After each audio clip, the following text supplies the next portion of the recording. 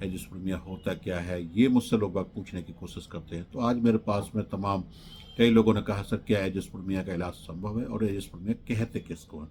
देखिए, मैं एक साधारण सी भाषा में कहूँ कि अगर जो आदमी जिस वक्त कोई आदमी या माँ बाप अपने बच्चे की शादी करते हैं, शादी करने के बाद उनकी ख्वाहिश होती है कि हमारे घर में अब कोई न कोई नन्हा चिराग आना चाहिए, हमारे घर में किलकारियाँ होनी चाहिए। तो इसके लिए स्त्री पुरुष दोनों का, हस्बैंड वाइफ का ठीक होना अति आवश्यक होता है। जिससे कि जब मैं महिला के ऊपर बाद में बात करूँगा किसी टॉपिक पे, लेकिन ख़ासतौर से एक मोटे तौर पर बताइए, जिस महिला के अंडे वगैरह बनते हैं पूरी तरीके से महीना टाइम पाता है और अंडे फर्टिलाइज होते हैं, यानी कि उसके अंदर कोई कमी नहीं है, और फिर भी उसके बाद प्रेगनेंसी नहीं होती, अब तब देखा जाता है भाई क्यों बच्चा नहीं होता। उसकी स्थिति में देखा जाता है कि पुरुष के वीर्य के अंदर शुक्राणुओं की संख्या कितनी है। एक जांच होती है जिसको सीमन एनालिसिस कहा जाता है। सीमन एनालिसिस में अगर आदमी के वीर्य के अंदर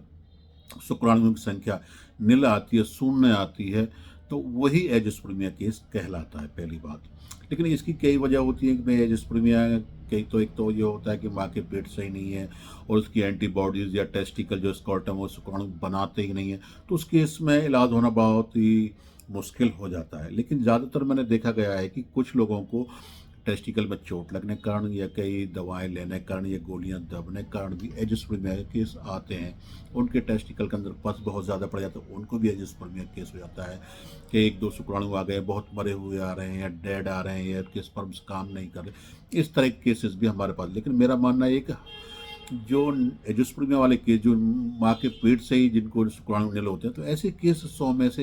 हज़ारों में एक आध केस होता है। ज़्यादातर केस क्या होता है कि जो है उनको किसी दवा के कारण, कोई दवा, गर्म दवा के कारण या कोई बहुत ज़्यादा काम या कोई चोट लगने के कारण ही ज़्यादातर नील शुक्राणु हमारे पास में आते हैं। तो हम जब उनको पेशेंट की जांच करते हैं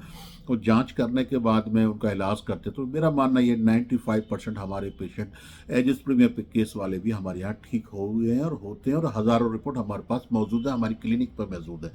तो अगर आपको लगता है कि आपके केस में आपकी रिपोर्ट में एजिस्पर्मिया लिखा हुआ आता है और आपको कई साल शादी को हो चुके हैं और आपकी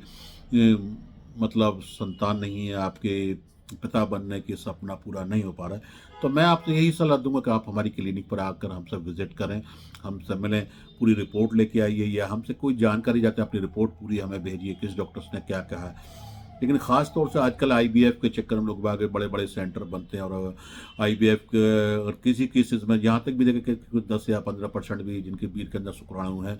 वो लोग स्पर्मिया केस उसको भी वो कह देते हैं आईवीएफ करा लीजिए, आपको बच्चा होना मुश्किल है।